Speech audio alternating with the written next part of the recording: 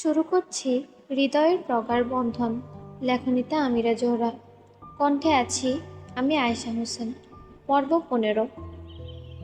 ভোরের নরম আলো জানালার পর্দা ভেদ করে মুখে এসে পড়েছে। অ্যালার্ম বাজার শব্দে ইয়ামনার ঘুমটা পাতলা হয়ে এলো। আড়মোড়া ভেঙে চোখ কসলাতে কসলাতে উঠে বসলো ও। এখনো ঘুমের ঘোর কাটেনি পুরোপুরি। টেবিলের উপর রাখা পানির গ্লাসটার দিকে হাত বাড়াতে গিয়ে মাঝপথে ওর হাতটা থেমে গেল। সামনে তাকিয়ে ওর চোখ দুটো ছানা বড়া হয়ে গেছে। ওর পড়ার টেবিলটা যেন একটা আস্ত ফুলের বাগান হয়ে আছে। টেবিলের উপর রাখা বিশাল এক হিজাব বুকেট যেন একগুচ্ছ কাপড়ের গোলাপ সাজিয়ে রাখা হয়েছে। এক একটা হিজাবের কালার কালকের শপিং মলে দেখা সেই অ্যাস্থেটিক কালারগুলোর মতোই। ইয়ামনা কাঁপা কাঁপা হাতে হিজাবগুলো গুনতে শুরু করলো। 1, 2, 3, 10, 40, 62। 62টা হিজাব! কালকের সেই শপের সবকটা এখানে। কিন্তু কে দিল? রিহু? না না, ও কখন আনলো? তবে কি? মাথায় একজনের নাম আসতেই ইয়ামনার গায়ের লোম খাড়া হয়ে গেল। ঠোঁটের কোণে অজান্তে এক চিলতে হাসি ফুটে উঠল তার। বুকের ভেতরটা কেমন জানি এক অজানা ভালো লাগায় তোলপাড় করছে। রাগী লম্বুরি ভাইয়া? অসম্ভব। যে মানুষটা কাল সারাক্ষণ গম্ভীর হয়ে ড্রাইভিং করছিল সে কিনা এত রাতে আমার ঘরে সেগুলো রেখে গেছে। আর হিজাব দিয়ে বুকেট বানানো? রিত ভাইয়া তো গিটার বাজাতে জানে, অফিস বোঝে। এসব সূক্ষ্ম কাজ কি ওনার দ্বারা সম্ভব? ডাইনিং টেবিলে নির্বিকার ভঙ্গিতে কফি খাচ্ছে ইয়ানিল। চোখে হালকা নীলচে ভাব, রাতের জাগরণের চিহ্ন। দুই লাট সাহেব ইমাদ ইভান এখনো ঘুম থেকে ওঠেনি। সাত সকালে ঘুম থেকে না ওঠার কারণ আছে বই কি। আজ ওদের ক্লাস 11টার সময়, তাই ওরা একটু দেরি করে উঠবে। লামিয়া মির্জা নিজের ঘরে বিশ্রাম নিচ্ছেন। আরফান মির্জাও ঘরেই আছেন। আহাদ মির্জা ফ্যাক্টরিতে গিয়েছেন। ভোর 5:30টায় ম্যানশন থেকে বেরিয়েছেন ভদ্রলোক। রিহা আজ ভোরেই ঘুম থেকে উঠেছে। ইয়ামনা টায়ার্ড হয়ে ঘুমিয়েছিল, তাই ইয়ামনাকে আর জাগায়নি। নামাজ পড়ে ছোট মা অর্থাৎ সাবিয়া মির্জার সঙ্গে কিছুক্ষণ গার্ডেনে হাঁটাহাঁটি করে ফ্রেশ হয়ে সকালে নাস্তা করতে আসে।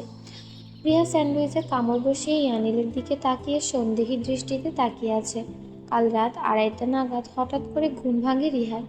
রিহার একটা বদ অভ্যাস আছে, আর সেটা হচ্ছে ওর যদি মাঝরাতে ঘুম ভেঙে যায় তবে কিছু খাওয়া না অবধি চোখে আর ঘুম ধরা দেয় না। কাল রাতেও তার ব্যতিক্রম হয়নি। ড্রাই ফ্রুট খেতে খেতে দরজা খুলে কিচেনের উদ্দেশ্যে বের হয়ে আসে রিহা। তখনই দূর থেকে ইয়ানিলের ঘরের লাইট জ্বলতে দেখে। এত রাত পর্যন্ত ওর ভাই কী করছে সেটা তার বোধগম্য হয় না। খানিক পর নিজেই নিজেকে বলে হয়তো অফিসের পেন্ডিংয়ে থাকা কোনো কাজ শেষ করছে। এসব ভেবে আর দেরি না করে খাবার আনতে নিচে নেমে যায়। ভাইয়া, কাল রাতে তোমার রুমের লাইট এতক্ষণ জ্বলছিল কেন? তুমি কি কিছু বানাচ্ছিলে? ইয়ানিল কপিতে শেষ চুমুক দিয়ে গম্ভীর গলা বলল, অফিসের প্রজেক্ট ফাইল গোছাচ্ছিলাম। কেন, কোনো সমস্যা? রিহা মুখ ভেঙচে বলল, হয়েছে। তোমার প্রজেক্ট ফাইল আমি চিনি। রিহা বুঝতে পারল এভাবে ওর ভাইয়ের মুখ থেকে সত্যি কথা বের করতে পারবে না। এই মুহূর্তে ওর মাথায় শয়তানি বুদ্ধি ঘুরপাক খাচ্ছে। ইয়ানিলকে জব্দ করার মোক্ষম সুযোগ পেয়েছে ও। ইয়ানিল কপিতে শেষ চুমুক দিয়ে উঠে ল্যাপটপ নিয়ে সোফায় বসলো। রিহা উঠে গিয়ে ওর পাশে বসে ধপ করে বসে পড়ল। ইয়ানিল ভ্রু উঁচিয়ে বলল, কি ব্যাপার রিহু, তোর কি পড়াশোনা নেই? এখানে বসেছিস কেন? রিহার চোখে মুখে দুষ্টামির হাসি দেখা গেল। ফিসফিস করে ঠোঁট টিপে হেসে বলল, পড়াশোনা তো আছে ভাইয়া, কিন্তু ভাবছি একটু আর্ট অ্যান্ড ক্রাফট শিখব। বিশেষ করে হিসাব দিয়ে কীভাবে গোলাপ বানাতে হয় সেটা শিখলে মন্দ হতো না, কি বলো? ইয়ানিল ল্যাপটপের স্ক্রিন থেকে চোখ সরালো না, কিন্তু ওর টাইপিংয়ের গতি একটু কমে গেল। ও গলার স্বর স্বাভাবিক রাখার চেষ্টা করে বলল, স্ট্রেঞ্জ, আমাকে কেন জিজ্ঞেস করছিস? আমি কি টেইলর নাকি? টেইলর ন, তবে কারিগর তো বটেই, হৃদয়ের কারিগর। তা ভাইয়া, 62টা হিসাব ভাঁজ করতে আঙুল ব্যথা হয়নি তো? প্রজেক্ট ফাইল গোছাতে গিয়ে নিশ্চয়ই খুব কষ্ট হয়েছে। ঠোঁট টিপে হাসছে রিহা। ইয়ানিল চোখ সরু করে তাকিয়ে আছে। রিহা কাল রাতে ড্রাই ফ্রুট খাওয়া শেষে সিঁড়ি ভেঙে ওঠার সময় ইয়ানিলকে ইয়ামনার রুম থেকে বের হতে দেখেছে। ইয়ানিল নিজের ঘরে ঢুকে গেলে রিহা সুযোগ বুঝে টিপ টিপ পায়ে ইয়ামনার রুমে ঢুকে। ঘরে ঢুকে ওর চোখ ছানা ভরা। টেবিলের উপর রাখা বিশাল হিজাব বুকেটটা দেখে ওর মুখ হা হয়ে যায়। ওরে বাবা, এ তো দেখি হিজাবের বাগান। শপিং মলে দেখা সেই সব কটা হিজাব এখানে? ইমাপি তো মাত্র দুটো কিনেছিল, তবে বাকিগুলো এলো কোত্থেকে? রিহা এগিয়ে গিয়ে হিজাবগুলো পরীক্ষা করতে লাগলো। হিজাবের ভাঁজ করার ধরন দেখেও নিশ্চিত হলো এটা কোনো দোকানের প্যাকিং নয়, কেউ নিজের হাতে অতি যত্নে এগুলো সাজিয়েছে। তখনই মনে পড়লো একটু আগে ইয়ানিলকে ইয়ামনার ঘর থেকে বের হতে দেখেছে সে। রিহার মুখে এক বৈশাচিক হাসি ফুটে উঠল। ধরে ফেলেছি, এই কাজ আমার অল এই কাজ আমার অল টাইম গম্ভীর মুখ্য দ্য গ্রেট ইয়ানিল রিদ্রাজ মির্জার। ওরে ভাইয়া, তুমি তো দেখি তলে তলে রোমান্টিকতার খনি হয়ে বসে আছো। রিহা দ্রুত বুকেটটা আগের জায়গায় রেখে দিল, তারপর রুম থেকে বেরিয়ে যায়। ইয়ানিল বড়সড় একটা ধাক্কা খেল। ও বুঝতে বাকি নেই যে রিহা সব জেনে গেছে। ও ল্যাপটপ বন্ধ করে রিহার দিকে তাকিয়ে গম্ভীর হওয়ার ভান করলো। বেশি কথা বলছিস রিহু, যা এখান থেকে। রিহা এবার খিলখিল করে হেসে উঠল। আহারে, ভাইয়া আমার লজ্জা পেয়েছে। কিন্তু ইনু আপনি কি জানে তার রাগী লম্বু আসলে একটা লুকোনো প্রেমিক? আমি কি গিয়ে বলে দেব? ইয়ানিল দাঁতে দাঁত চেপে বলল, একটাও কথা বললে তোর ওই আইফোনটা আজই লক করে কাবার্ডে রেখে দেব। একদম চুপ। রিহা পেটে খিল দিয়ে হাসতে হাসতে বলল, আচ্ছা বাবা চুপ, তবে ঘুষ লাগবে। আমাকে ইয়া আমাকে ইয়ারা বড় একটা টেডি কিনে দিতে হবে। আমাকে ইয়া বড় একটা টেডি কিনে দিতে হবে। রাজি? ইয়ানিল দীর্ঘশ্বাস ফেলে পকেট থেকে ফোন বের করে অনলাইনে টেডি অর্ডার করে দিল। ও জানে এই পিচ্চি গোয়েন্দাকে থামানোর একমাত্র উপায় এটা। ইয়ানিল অর্ডার কনফার্ম করে নির্বিকার ভঙ্গিতে বলল, আরেকটা ফালতু কথাও বলবি না রিহু, রুমে যা। আহা, ধরা খেয়ে এমন ভাব করছে যেন কিছুই বোঝে না। আচ্ছা যাও, আমি ইনু আপিকে কিচ্ছু বলিনি। তবে ইনু আপি যে খুশিতে এখন আকাশে উঠছে সেটা কি জানো? এমন সময় এমনা হন্তদন্ত হয়ে নিচে নেমে এলো। চোখে মুখে একরাশ বিস্ময় আর কৃতজ্ঞতা নিয়ে ও সরাসরি ইয়ানিলের দিকে তাকালো। ইয়ানিল কিন্তু একবারের জন্য ওর দিকে তাকাচ্ছে না, যেন ও কিছুই বুঝতে পারছে না। ভাজা মাছে উল্টে খেতে জানে না ও। এর মধ্যে ওর ফোনে নোটিফিকেশন আছে। জিসান টেক্সট করেছে আজ ওর একটা মিটিং অ্যাটেন্ড করতে হবে, তাই ও এক্ষুনি বেরিয়ে যাবে। ঘড়িতে বারবার সময় দেখছে। ইয়ামানার নখ খুঁটে নিচু স্বরে বলল, রিত ভাইয়া, একটা কথা ছিল। ইয়ানিল ল্যাপটপের শাটার বন্ধ করে মৃদু গলায় বলল, জি বলেন ম্যাম। একটু তাড়াতাড়ি বললে ভালো হয়, আমার আমার তো অফিস আছে। ইয়ামনা আমতামতা করে বলল, কালকের ওই, না মানে আমার টেবিলের উপর ওগুলো তো আপনিই রেখেছেন। Don't know. রিহু তো রাখেনি, তাহলে আপনিই রেখেছেন। Maybe, not sure. তার মানে আপনি ক্রাফটিংও পারেন, তাই না রিত ভাইয়া? টুকটাক। ভীষণ সুন্দর হয়েছে হিজাব বুকেরটা, থ্যাংক ইউ। বাহ, জাস্ট থ্যাঙ্কস? বকবকের রানী, তোর থ্যাঙ্কস তোর কাছেই রাখ। আমি না হয় আমার পাওনা সময় মতো বুঝে চেয়ে নেব। রিহা চুপচাপ দাঁড়িয়ে দুজনের কথা শুনছে। হাসি আটকে রাখতে গিয়ে বেচারির পেট ফেটে যাচ্ছে, তবুও হাসছে না। আর না তো কিছু বলছে। ইয়ানিল ইশারায় বলেছে যেন একটা শব্দও না বলে, তাই মুখে কষ্টেপ লাগিয়ে দাঁড়িয়ে আছে। ইয়ামনা আবার বলল, আচ্ছা, সত্যি সত্যি আপনি ক্রাফটিং জানেন? আপনি এসব করেছেন? আমার না বিশ্বাস হচ্ছে না ওগুলোর মধ্যে আপনি ফ্লাওয়ার শেপ দিয়েছেন। আচ্ছা, এসব করতে গিয়ে আপনার হাত ব্যথা হয়নি? এসব তো খুবই হার্ড কাজ। ইয়ানিল তীক্ষ্ণ নজরে এক পলক তাকালো। ওর ঠোঁটের কোণে একটা বাঁকা হাসি ফুটে উঠেছে। এসব কি, ভূত নাকি পেতনি? শোনমন, আমি তো জানি তোকে শ্যাওড়া গাছের পেতনির মতো লাগে। হয়তো তোর পেতনি বান্ধবীরাই তোকে প্রিন্সেস ট্রিট করে ভালোবেসে কিছু দিয়ে গেছে। ইয়ানা রেগে ঠোঁট ফোলালো। এই কানাডিয়ান তাকে পচানোর একটা সুযোগও ছাড়ে না। মনে মনে গজগজ করতে করতে ভাবলো, এই লম্বুটা ওকে শুধু পচায়। পরক্ষণে ভেঙচি কেটে বলল, আপনি আস্ত একটা পচা লম্বু। আপনাকে ভালো কথা বলতে আসাই উচিত হয়নি। আপনাকে ধন্যবাদ দেওয়াই আমার ভুল হয়ে গেছে বলে হনহনিয়ে চলে গেল ও। পেছনে ইয়ানিল ঠোঁট কামড়ে হাসলো। রিহা হা হয়ে দেখছে, ওর গম্ভীর ভাইটা কি হাসলো।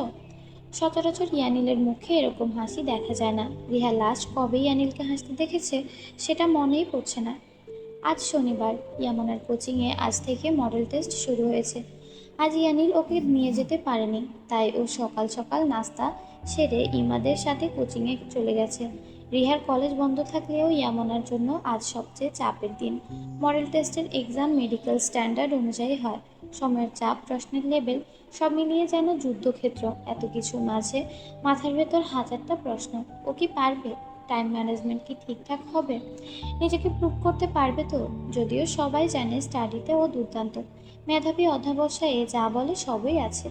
নিজেকে প্রমাণ করার লড়াইয়ে ও গত কয়েকদিন ধরে ভীষণ চিন্তিত। বিশেষ করে ফিজিক্স ওর কাছে সবসময় ভয়ের জায়গা। কাল সারা রাত জেগে ও বই, নোট, এমসিকিউ সব কিছুর উপর ঝাঁপিয়ে পড়েছিল। কাল প্রচুর পড়াশোনা করেছে ও। টাইম ম্যানেজমেন্ট নিয়ে দুশ্চিন্তা থাকলেও নিজের উপর আত্মবিশ্বাসটুকু হারায়নি। আজকের জন্য ও পুরোপুরি প্রস্তুত হতে চেয়েছে। এদিকে ইয়ানিলের আজকের দিনটা শুরু হয়েছে বিরক্তি দিয়ে। চৌধুরী সাহেব এক প্রকার জোর করে আজ একটা মিটিং অ্যারেঞ্জ করেছেন। কনফারেন্স রুমে পা রাখতে ইয়ানিলের হাত দুটো শক্ত হয়ে এলো। জিহাদ চৌধুরীর পাশের চেয়ারে বসে আছে ওনার মেয়ে লিয়ানা চৌধুরী। ইয়ানিল পেছন থেকে একটা মেয়েলি পোশাক দেখেই সেদিকে আর একবারের জন্য তাকালো না। ওদিকে না তাকিয়ে বুঝতে পারছে মেয়েটা জিহাদ চৌধুরীরই মেয়ে। জিহাদ চৌধুরীর ওনার মেয়ে সম্বন্ধে কথা বলতে শুনেছে ইয়ানিল। তবে মেয়েটাকে দেখে ইয়ানিলের রাগ হয়, কারণ ওর অফিসে মেয়েদের কোনো জায়গা নেই। তাহলে এই মেয়েটা এখানে এসেছে কেন? লিয়ানা বায়োকেমিস্ট্রি নিয়ে সেকেন্ড ইয়ারে পড়ছে। জিহাদ চৌধুরী লিয়ানাকে ভার্সিটি থেকে পিক করে সরাসরি ইয়ানিলের অফিসে নিয়ে এসেছেন। লিয়ানা ইয়ানিলকে চেনে, খুব ভালো করেই চেনে। তবে ইয়ানিল মেয়েটাকে চেনেই না। সে ইয়ানিল মেয়েটাকে সেটাই জানে না। চেনা তো দূরের বিষয়। একে তো জিহাদ চৌধুরী নিজের মেয়েকে নিয়ে এসেছেন, তার উপর আজ স্বয়ং সাদেক সিদ্দিকী নিজে উপস্থিত হয়েছেন ইয়ানিলের অফিসে। জিহাদ চৌধুরীকে সঙ্গে নিয়ে এসেছেন সেই প্রজেক্ট নিয়ে আলোচনা করতে, যেটা নিয়ে বেশ কয়েকদিন আগেই বিতর্ক হয়েছে। লিয়ানা হালকা হেসে সৌজন্য প্রকাশ করে বলল, মিস্টার মির্জা, আপনার কাজ করার ধরন নিয়ে আমাদের বাসায়ও অনেক কথা হয়। আব্বু বলল আজ নাকি আপনাদের প্রজেক্ট ডিসকাশন আছে, তাই ভাবলাম কিছু প্র্যাকটিক্যাল এক্সপেরিয়েন্সও নেওয়া যাবে। সাদেক সিদ্দিকীও সেখানে উপস্থিত। তিনি প্রজেক্টটি পাওয়ার জন্য লিয়ানাকে অনেকটা গুটি হিসেবে ব্যবহার করতে চাইছেন। লিয়ানা উঠে গিয়ে ইয়ানিলের পাশের চেয়ারে বসে ফাইলের উপর হাত রেখে মিষ্টি স্বরে বলল, মিস্টার মির্জা, আমরা কি একসঙ্গে বসে একটু আড্ডা দিতে পারি? ইয়ানিল বোধহয় বিরক্ত হলো। মেয়েটার কথার পিঠে ও কোনো উত্তরই দিল না। দাঁতে দাঁত চেপে রাগ সংবরণ করলো। জিহাদ চৌধুরীকে উদ্দেশ্য করে বলল, we are here to work, not to chat. Let's talk about the main point. Siddiqui সাহেব জিহাদ চৌধুরীর দিকে তাকিয়ে হালকা ইশারা করলেন। ইশারাটা পরিষ্কার, ওনার মেয়ের প্রজেক্ট সম্পর্কে কিছু বলুক। লিয়ানা মৃদু হেসে অত্যন্ত মার্জিত স্বরে বলতে শুরু করলো, আসলে ইয়ানিল সাহেব, প্রজেক্টের টেকনিক্যাল সাইডগুলো নিয়ে আব্বু আর সাদেক আঙ্কেল যতটা ভাবছেন, আমি তার চেয়ে বেশি ভাবছি আপনার পারফেক্টনিজম নিয়ে। আই মাস্ট সে, আপনার কাজের স্টাইল আসলে ইন্সপায়ারিং। ইয়ানিল কোনো উত্তর দিল না। পেন দিয়ে সজোরে ফাইলে সাইন করার শব্দটা ছাড়া আর কিছুই শোনা গেল না। লিয়ানা দমে না গিয়ে আবারও বলল, আমি বায়োকেমিস্ট্রি নিয়ে পড়ছি, তাই এই প্রজেক্টের অনেক খুঁটিনাটি আমার কাছে বেশ ইন্টারেস্টিং মনে হয়েছে। আপনি যদি একটু সময় নিয়ে আমাকে গাইড করতেন, তবে হয়তো বুঝতে পারতাম কেন আপনি বারবার রিজেক্ট করছেন। আসলে কি প্রজেক্টের সমস্যা, নাকি আমাদের উপর আপনার কোনো ব্যক্তিগত আক্ষেপ আছে? মেয়েটার কণ্ঠে এক অদ্ভুত ধরনের কোমলতা আর সৌজন্য মিশানো, যা যে কাউকে মুগ্ধ করতে বাধ্য। কিন্তু ইয়ানিলের কাছে এটা বিষের মতো শোনালো। ও একবারও লিয়ানার দিকে তাকালো না। টেবিলে চাপড়ে গম্ভীর গলায় বলল, আগেও জানানো হয়েছে এই প্রজেক্ট সিদ্দিকী গ্রুপকে দেওয়া হবে না। সিদ্দিকী গ্রুপ কেন, অন্য কোনো কোম্পানিকেই দেওয়া হবে না। It's my last decision. আর মিস্টার চৌধুরী, আমার অফিস কোনো লার্নিং ইনস্টিটিউট নয় যে আপনার মেয়েকে এখানে হাতে কলমে শিক্ষা দিতে হবে। নেক্সট টাইম মিটিংয়ে শুধু প্রফেশনালদের আশা করব। ইয়ানিলের এই স্পষ্ট প্রত্যাখ্যানে সাদেক সিদ্দিকীর চোখে রাগের ঝিলিক দেখা গেল। রাগে ক্ষোভে ফেটে পড়লেন তিনি। লিয়ানা এবারও দমল না। টেবিলের উপর দু হাত রেখে একটু ঝুঁকে ফিসফিস করে বলল, শুনলাম আপনার অফিসে নাকি মেয়েদের এন্ট্রি নেই। রুলসটা কি খুব স্ট্রিক্ট, নাকি বিশেষ কারোর জন্য এক্সেপশন রাখা হয়? ইয়ানিল এবার সশব্দে ফাইলটা বন্ধ করলো। জিহাদ চৌধুরীর দিকে তাকিয়ে বরফ শীতল কণ্ঠে বলল, অফিসটা কাজের জায়গা, পার্সোনাল কৌতূহল মেটানোর ক্লাব নয়। অ্যান্ড প্রজেক্টের ডিসিশন আমি অলরেডি দিয়ে দিয়েছি। চেয়ার ঠেলে উঠে দাঁড়ালো ইয়ানিল। লিয়ানার মুখে মাখানো সেই কৃত্রিম হাসি মুহূর্তে স্নান হয়ে গেল। লিয়ানা কিছু বলার সুযোগ পাওয়ার আগে ইয়ানিল ঝড়ের গতিতে রুম থেকে বেরিয়ে গেল। পেছনে পড়ে রইল লিয়ানার বিমূঢ় চাহনি আর সাদেক সিদ্দিকীর তপ্ত নিঃশ্বাস। ইয়ানিল কনফারেন্স রুম থেকে বেরিয়ে নিজের কেবিনে এসে মাথা চেপে ধরল। জিয়াদ চৌধুরীর মতলবটা কি? নিজের মেয়েকে নিয়ে কেন এভাবে ওর অফিসে হানা দিয়েছেন উনি? হঠাৎ করে কেন উনি সিদ্দিকী গ্রুপ অফ ইন্ডাস্ট্রির কোম্পানির সাথে হাত মেলাচ্ছেন? সিদ্দিকী সাহেব কেন ওর অফিসে এসেছেন?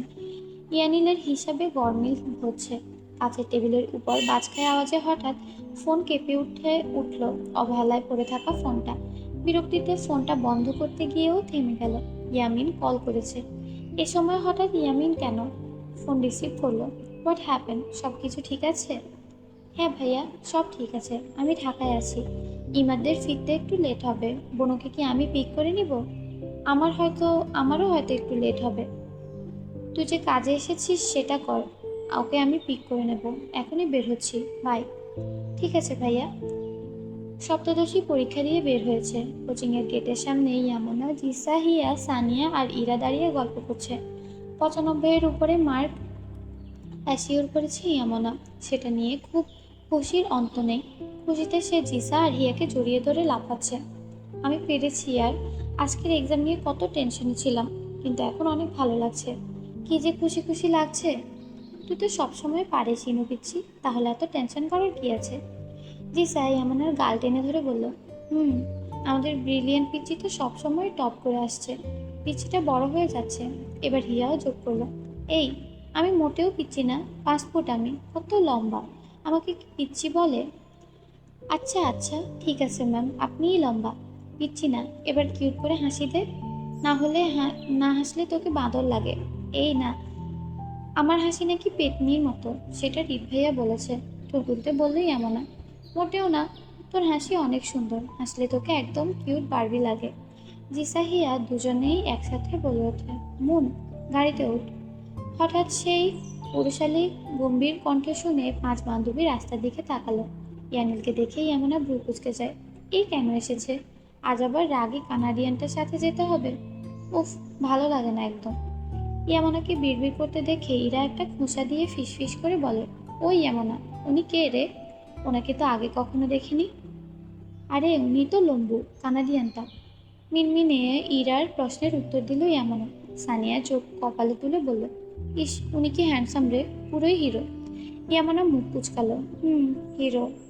What happen moon? গাড়িতে উঠতে বললাম তো। ফের গম্ভীর গলায় বলল ইয়ানিল। এবার ইয়ামনা খানিক এগিয়ে গিয়ে বলল, আপনি এসেছেন কেন? ইভান ভাইয়ারা আসতো। ইয়ানিল ভাবলেশীন গলায় বলল, ইভানদের লেট হবে। আমার সাথে যেতে সমস্যা? আমি চলে যাই, তুই একা আসতে পারবি? এই না না, যাব, আপনার সঙ্গেই যাব। জিসা হিয়া, আমি আসছি রে, তোরাও বাসায় চলে যা, টাটা, উম্মা। ইয়ামনা ফ্লাইং কিস ছুড়ে দিয়ে গাড়িতে উঠে বসলো। হিয়া জিসাও ওদের গাড়ির দিকে এগিয়ে গেল। ইয়ানিল এতক্ষণ বসে ইয়ামনার কাণ্ড দেখছিল। মেয়েটার কাণ্ড দেখে ভ্যাবাচাকা খেয়ে গেছে ইয়ানিল। রাস্তায় দাঁড়িয়ে কী সব করছে এই মেয়ে? ইয়ানিল মনে মনে বিড়বিড় করলো, আমাকে পাশে রেখে বান্ধবীদের ফ্লাইং কিস দিচ্ছে। উফ মন, তুই জানিসও না তোর এই পাগলামিগুলো আমার ভেতরে কেমন অদৃশ্য আগুন জ্বালিয়ে দেয়। গাড়িটা ছুটে চলছে নিজের আপন গতিতে। ইয়ামনা চুপচাপ সিটে বসে আছে। দুজনের কারো মুখে কোনো শব্দ নেই। ইয়ামনা আবার বেশিক্ষণ চুপ থাকতে পারে না। ভেতরে ভেতরে কথার ঢেউ বইছে যেন। না বললে এক্ষুনি পেট ফেটে যাবে। তবুও কষ্ট করে মুখ বন্ধ করে রেখেছে। লম্বুর সাথে কথা বলবে না। হুম, একেবারেই না। ইয়ানিল পুরোটা দেখছে। ইয়ামনার নাক ফুলিয়ে রাগ চেপে রাখা, হাঁসফাঁস করা, কিছু চোখ আর এড়িয়ে যাচ্ছে না ওর। কিন্তু ও কিছু বলল না, শুধু ঠান্ডা দৃষ্টিতে তাকিয়ে দেখলো ওর মনকে। হঠাৎ ড্যাশবোর্ডে রাখা ফোনটা বেজে উঠল। ফোনের রিংটোন শুনেই ইয়ামনা হকচকিয়ে তাকালো, কিন্তু ও কিছু বলার আগেই ইয়ানিল ফোনটা তুলে নিল।